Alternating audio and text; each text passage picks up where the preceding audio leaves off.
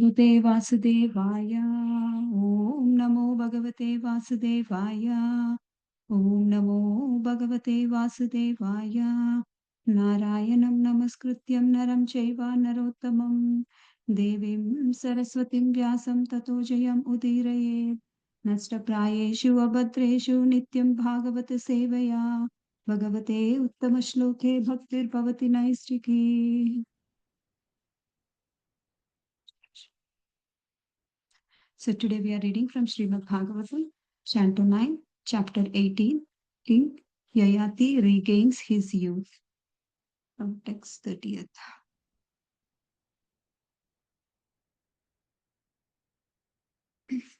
Text 30th. When Sukracharya gave Devyani in marriage to Yayati, he had Sharmishta go with her, but he warned the king, "My dear king, never allow this girl, Sharmishta, to lie with you in your bed."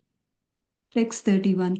O King Parikshit, upon seeing Devyani with a nice son, Sharmishta once approached King Yayati at the appropriate time for conception. In a scheduled place, she requested the king, the husband of her friends Devyani, to enable her to have a son also. Text 32. When Princess Sharmishta begged King Yayati for a son, the king was certainly aware of the principle of the religion, and therefore he agreed to fulfill her desire. Although he remembered the warning of the Sukracharya, he thought of this union as the desire of the Supreme, and thus he had sex with Sharmishta. Text 33. Dev, Devyani gave birth to Yadu and Turvasu, and Sharmishta gave birth to Dhruyu, Anu, and Puru. Text 34. When a proud Devyani understood from outside source that Sharmishta was pregnant by her husband, she was frenzied with anger. Thus she departed for her Thus she departed for her father's house. Text 35. King Yayati, who was very lusty, followed his wife, caught her and tried to praise her by speaking pleasing words and massaging her feet, but he could not satisfy her by any means. Text 36. Sukracharya was extremely angry. You untruth fool, lusty after woman, you have done a great wrong, he said. I therefore curse you to be attacked and disfigured by old age and invalidity. Text 37. King Yayati said, O learned worshipable Brahmana, I have not yet satisfied my lusty desire. And your daughter, Sukracharya, then replied, You may exchange your old age with someone who will agree to transfer his youth to you. Text 38. When Yayati received this benediction from Sukracharya, he requested his eldest son, My dear son Yadu, please give me your youth in exchange for my old age and invalidity. Text 39. My dear son, I am not yet satisfied in my sexual desire, but if you are kind to me, you can take the old age given by your uh, maternal grandfather, and I may take your youth so that I may enjoy life for a few more years. Text 40th. Yadu replied, My dear father, you have already achieved old age, although you also were a young man. But I do not welcome your old age and invalidity. For unless one enjoys the material happiness, one cannot attain renunciation. Text 41. O Maharaj Parikshit, Yayati similarly requested his sons, Turvasu, Dhruyu, and Anu, to exchange their youth for his old age. But because they were unaware of the religious principle, they thought that their flickering youth was eternal, and therefore they refused to carry out their father's order. Text 42. King Yayati then requests Puru, who was younger than these three brothers, but more qualified. My dear son, do not be disobeyed like your elder brothers. for this is not your duty. That is not your duty. Text 43. Puru replied, O your majesty, who in this world can repay his debt to his father? By the mercy of one's father, one gets the human form of life, which can enable one to become an associate of the Supreme Lord. Text 44.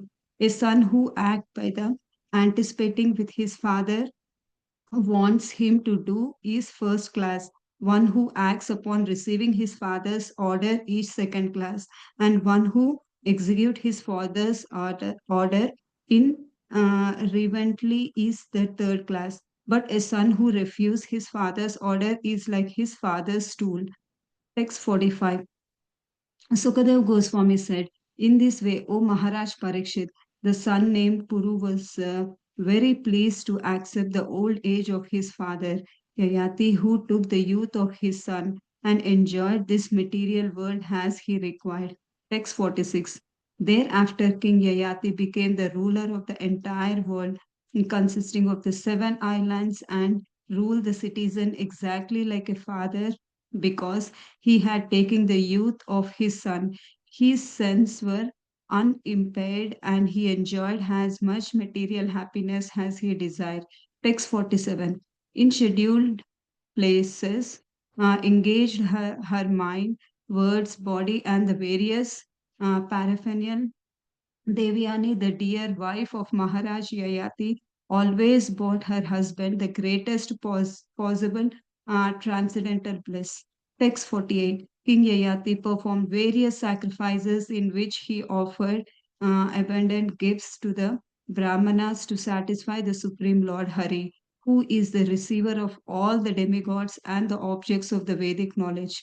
Text 49. The Supreme Lord Vasudeva, who created the cosmic manifestation, exhibit himself as all pervading like the sky, the that holds the clouds. And when the creation is annihilated, everything enters into the Supreme Lord Vishnu, and the varieties are no longer manifested.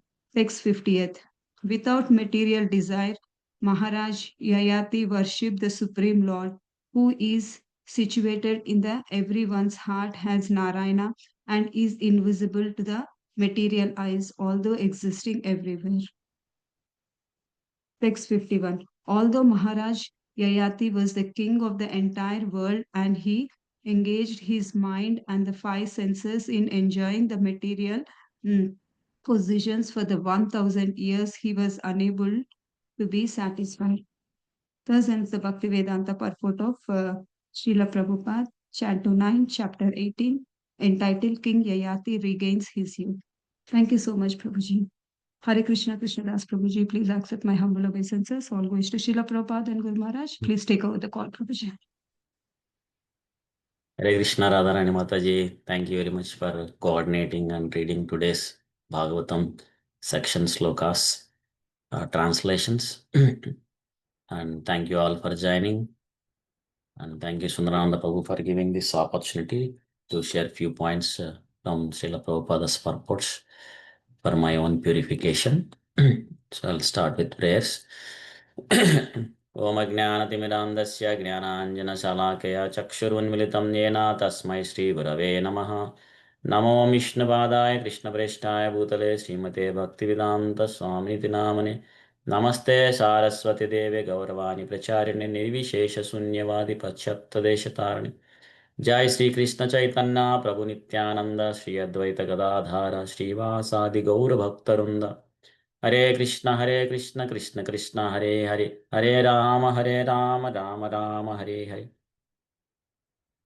So we are reading from Srimad Bhagavatam, 9th Canto, Chapter 18, King Yayati regains his youth. So from slokas 30 to 51. So just to give you a background, we are in the descriptions of Chandramamsha, the dynasty of moon god. And as part of that, we heard the pastime of Pururava.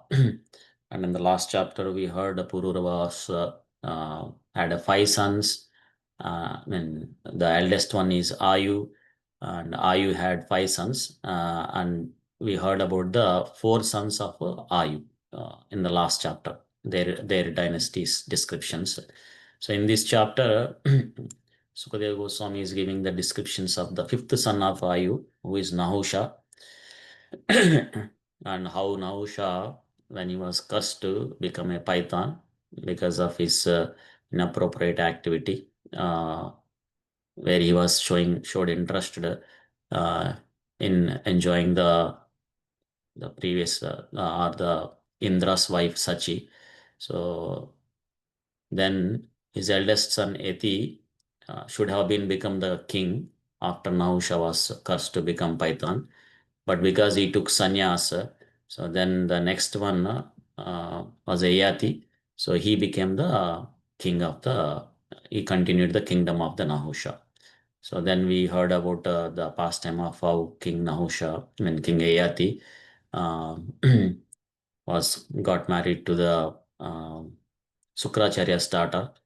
Like the pastime was narrated in the last section, most part, where the Purshaparva's daughter, Sharmishta, so when she was sporting in the water with many of her girlfriends, and Devayani also was there, so who was the daughter of Sukracharya.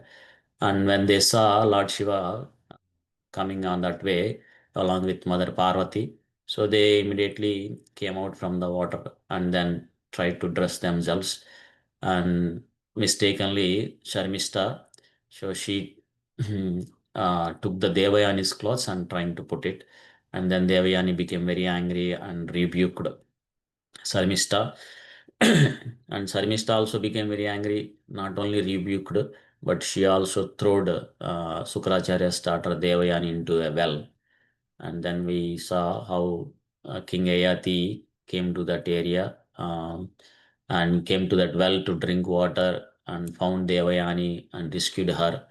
And then Devayani accepted Maras Ayati, King Ayati, as her husband. And then she went to her hermitage and narrated this thing to her father Sukracharya, who became very angry and he wanted to chastise Sarmista's father Vrishaparva. But Vrishaparva, understanding that it's not good for their kingdom or family if Sukracharya becomes angry and curses. So Vrishaparva pleased Sukracharya by serving him and offering Sarmista as Devayani's maid servant. So, and we are continuing that pastime. So now in the 30th sloka, we see that Sukracharya gave Devayani in marriage to Ayati, and Sarmista also went with her. And then we see here Sukracharya is warning King Ayati that so never allow this girl Sarmista to lie with you in your bed. And here he addressed King Ayati as Nahushaya, so the descendant of Nahusha, because Nahusha also showed interest in the past to have union with other women. So who is the wife of Indra? Due to that, he fall down from the great position of heavenly planet king. So here Sukracharya is warning Nahusha not to have a union with Sarmista. And then 31st sloka, we see that Devayani got a nice son through her husband King Ayati. And seeing that Sarmista also got a desire to have a son, of course, which is a very natural desire for a woman who wants, I mean, they want to become a mother. So in secluded place, in appropriate time for conception, she requested King Ayati to have an union so that she can also get a son.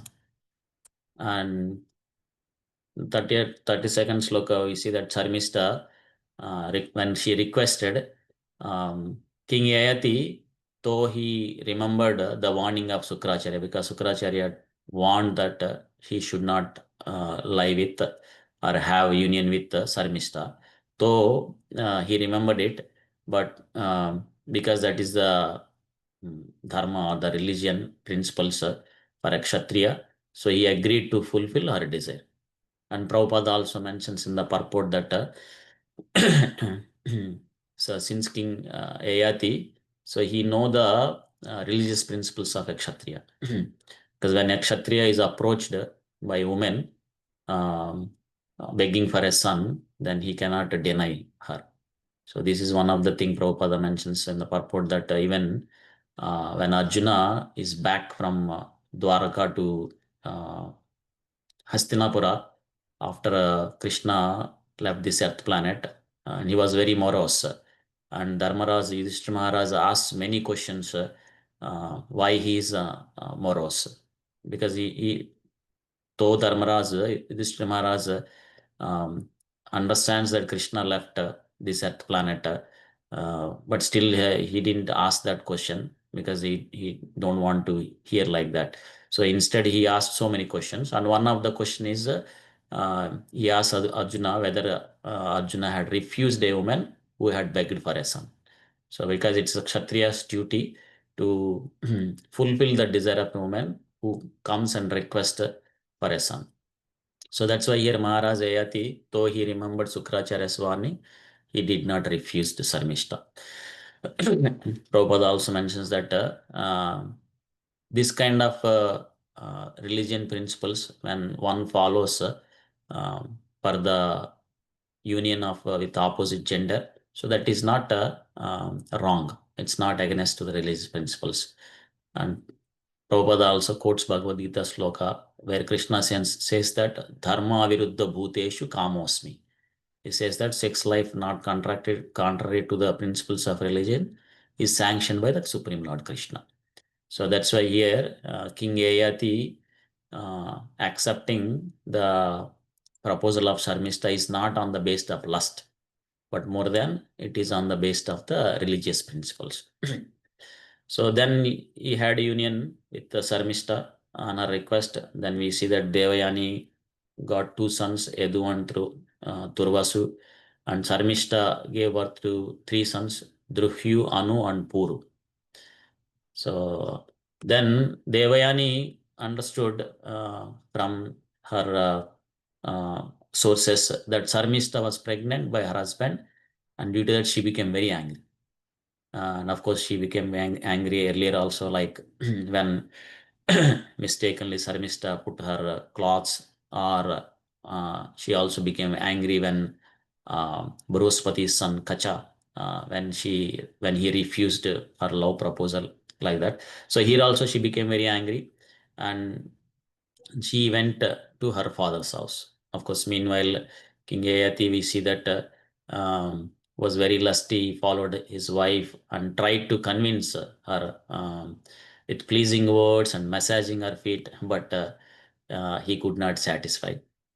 And then we see that here Sukracharya, when he came to know about King Yayati's activity from his daughter Devayani, he also became very angry. So then he cursed King Yayati that to be attacked by old age and invalidity. So here we see that how this if one is not able to control their anger, so as Mataji mentioned yesterday also, so how come what kind of dangers will come? So here we see in this example, Sukracharya in uncontrolled anger, he cursed his son-in-law, and due to that, who will suffer? His daughter only will suffer, because now King Ayati and Devayani cannot be satisfied their lusty desires, because King Ayati is cursed to become old age and invalidity. So that's why, as it was mentioned earlier, like that, when one is in uncontrolled anger, what happens? They will lose their intelligence. So in a normal condition, one can be able to use their intelligence and they can look at all the options to accomplish a task in an appropriate way. So they have that ability in a normal condition. But when one is in anger, they act immediately, so without deeply thinking or looking at all the options. So they will do it in a hurry to make to act on as a avenge of their displeasure like that. So their brain will not work at that time compared to the normal condition. So that's why Krishna says in Bhagavad Gita, right? When one is anger, krodhat bhavati sammoha, sammohat smriti vibramaha. So when they're in delusion, then buddhi nasha. So their intelligence will be lost. So when their intelligence lost, then they will take decisions incorrectly. And also anger is not something that will take an appointment and come to us. So it will, if it comes like that, then we can prepare. But sometimes it will come at the least expected moments and it will take over us. So that's why as a practicing devotee, we should try to see how we can overcome from this anger. And that is one of the thing that is estimated a greatness of a person, how he is, how he acts in a provoking situations. So when there are some provoking situation comes, so when one acts appropriately, then they are very grateful. They are very their greatness will be revealed at that time. So like not like that, because they are wealthy or they are in situated in a higher positions. Not due to that they will become great, but when one acts appropriately, um, when there are provoking situations, then they are great. So like that. So as a practicing devotee, we should also try to check ourselves time to time and see how we can overcome from this control. Because there are several examples in the scriptures also how an advanced devotees also overcome from the control due to this anger. Like Dhruva Maharaj, he killed many Yakshas due to one Yaksha's mistake. So of course later his grandfather Manu comes and stops. So like that, there are many examples in the scriptures that how one will be attacked by the anger. So, but as a practicing devotee, even though we are attacked in anger and we make a mistake, but we have to learn from that mistake and then try to see how we can avoid it by progressing in the path of bhakti. um, and then in the next sloka, here King Ayati, so he is admitting that he has not yet satisfied his lusty desires. So he is requesting Sukracharya to show some mercy and see how it can be taken away. Like, that curse can be, a remedy can be given. So here Sukracharya is giving a remedy saying that you can exchange your old age with someone who will agree to transfer his youth to you. So he has given an option where he can exchange his old age with someone else so that he can get youth and that other person will get the old age like that. So then when King Ayati heard this benediction from Sukracharya, so he went to first his eldest son, Yadu, so to please give me your youth in exchange my old age in invalidity. So and Prabhupada mentions in the purport that so King Ayati, of course, Sukracharya also realized here that whatever the curse he has given, it's against the interest of his own daughter, because his own daughter will be suffers if King Ayati is old age and invalidity. So that's why he has given this remedy or the benediction where he can exchange. So now King Ayati requested Edu, and then asking that I am not satisfied completely with my sexual desires. So if you are kind, you can take my old age, then you give your youth to me so that I can enjoy for a few more years. And Prabhupada mentions in the purport, so how strong these lusty desires in a conditioned living entity. And Prabhupada quotes the Bhagavad Gita sloka saying that kamaistaistair hrita. So when one is too much attached to the sense gratification, he loses his intelligence or his senses. So, so here we see the example, like where a father, King Yayati, is asking his son Edu, without any shame, that he wanted to take his youth and give his old age to him so that he can enjoy. Of course, there are many examples in the scriptures how this lust will impact or attack through the many great personalities. Of course, the Chandra Vamsa also we see that it got started where the moon god kidnapped his own spiritual master wife Tara, having attraction towards Tara like that. And in the last example also we saw that Pururava's strong attraction towards Mother Urvasi. Like that, there are so many examples. So that's why Prabhupada says that when one is strongly attached to the sense gratification, so that's called pramatta, mad.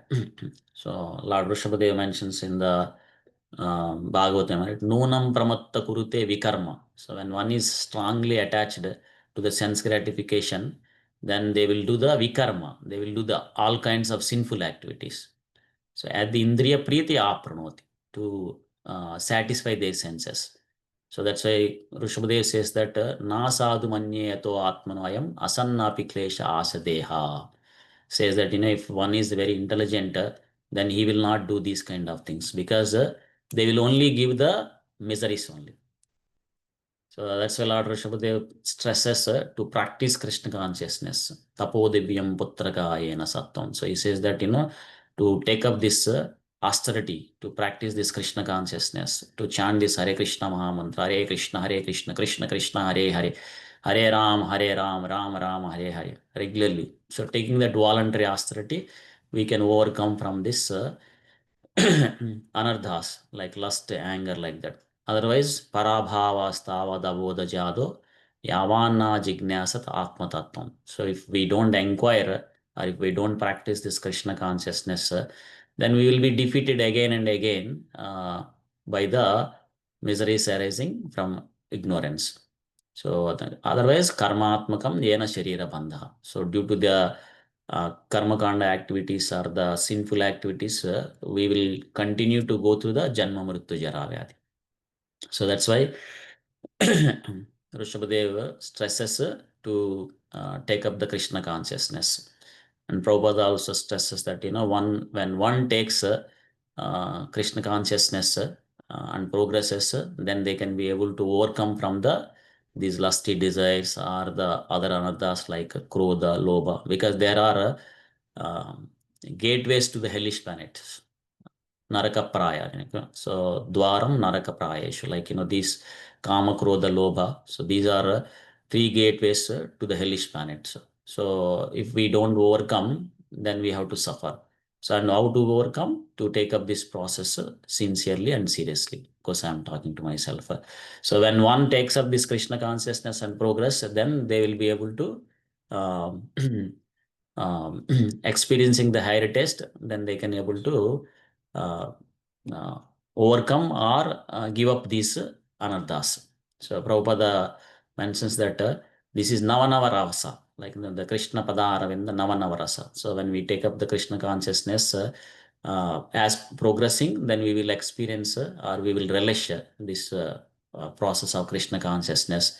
Then at that time, so even if some thoughts of this lusty desires comes into our mind, the great saintly personality Yamunacharya says that mukha vikaraha. So he will spit at the thought and he says that my lips curl with distaste. So because he's experiencing the higher taste of Krishna consciousness, when these lusty desires comes into his mind, then he will spit at that thought like that.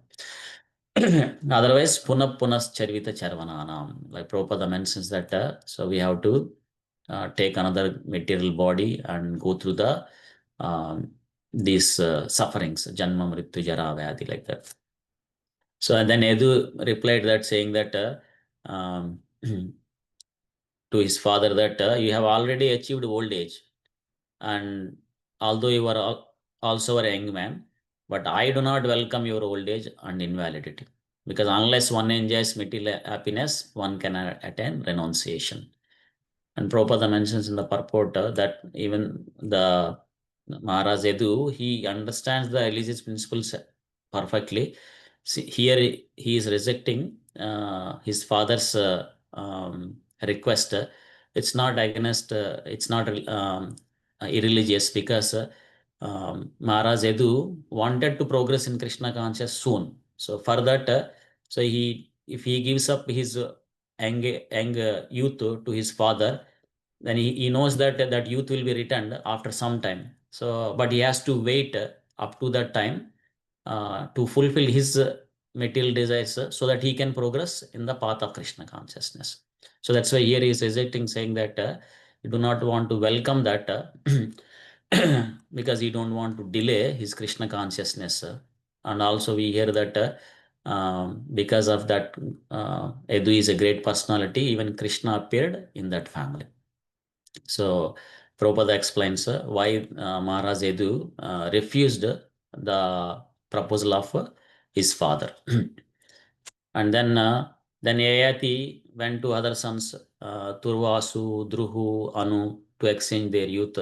But here they are unaware of religious principles because they are attached to the sense gratifications, and they thought their flickering youth was eternal, so they refused to carry out their father's order. But when he requested, King Yeti requested Puru, his youngest son, asking that, so do not be disobedient like your elder brothers, because that is not your duty, because the duty of son is to follow the order of the father. So here Puru, understanding the religious principles, so here he is saying that who can repay the debt of his father? So because by one's mercy of one's father, one gets a human form of life, so that one can become associate of the Supreme Lord. So we see that the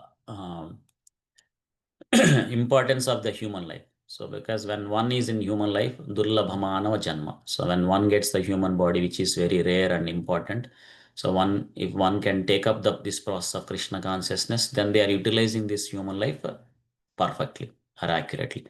So and by taking the satsanga. And then Prabhupada also mentions in the purport that uh, this human life is given by the, of course, the father is the, through the semen of father, one comes into this material world. So here, understanding that Puru is saying that one who executes his father's, of course, knowing the father's interest, whoever executes it, he is a first class son. So after receiving father's order, if he executes it, it is second class. But if he executes the father's order irreverently, then he is a third class. But if he refuses, then he is like a stool. And Prabhupada explains this, saying that uh, through the father's semen, the son comes. Similarly, through the father's same genital, the mutra also comes, the urine also comes.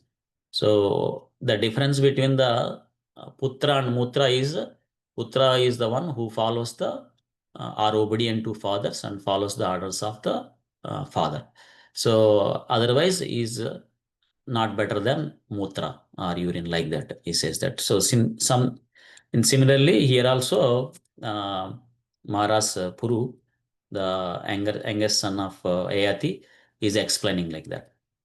Then Sukadeva Goswami continues saying that Puru was very pleased to accept the old age, and and King Yayati took the youth of his son and enjoyed the material world as he required.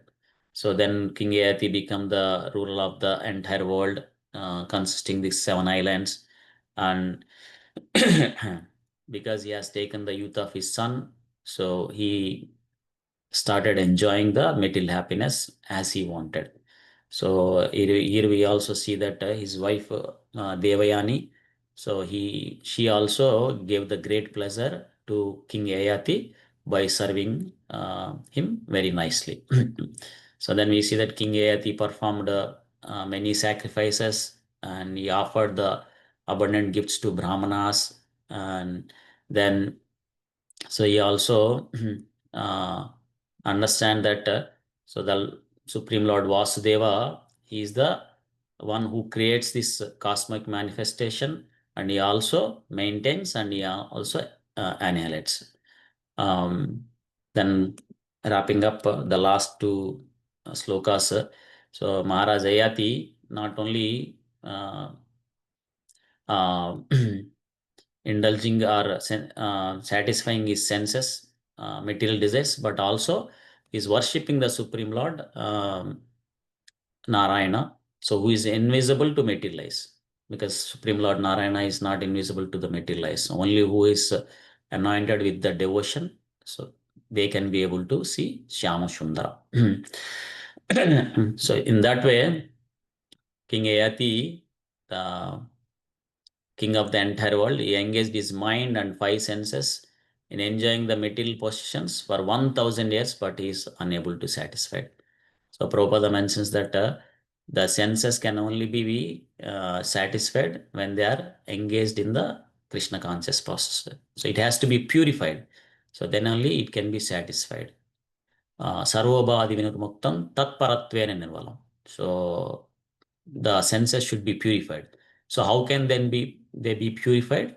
When the senses are engaged in the to satisfy the senses of the Supreme Lord. Rushikena Vrishikesa Sevanam Bhakti Ruchite. So when we engage our senses to satisfy the senses of the Supreme Lord, then our senses will be purified and then we become satisfied. So that's how King Ayati also felt like that. So I'll pause it here. So we'll see the King Ayati's pastime in the next chapter continuing. Thank you all for giving this opportunity. ग्रंथराज Shrimad Bhagavatam की जय, शील प्रभुपाद की जय, अनंत कोटि वैष्णव वृंद की जय. Thank you. Hare Krishna. Thank you very much, Prabhuji. Hare Krishna. Hare Krishna, Prabhuji. Thank you. Thank you, Prabhuji. Hare Krishna. Thank you, Prabhuji. Hare Krishna.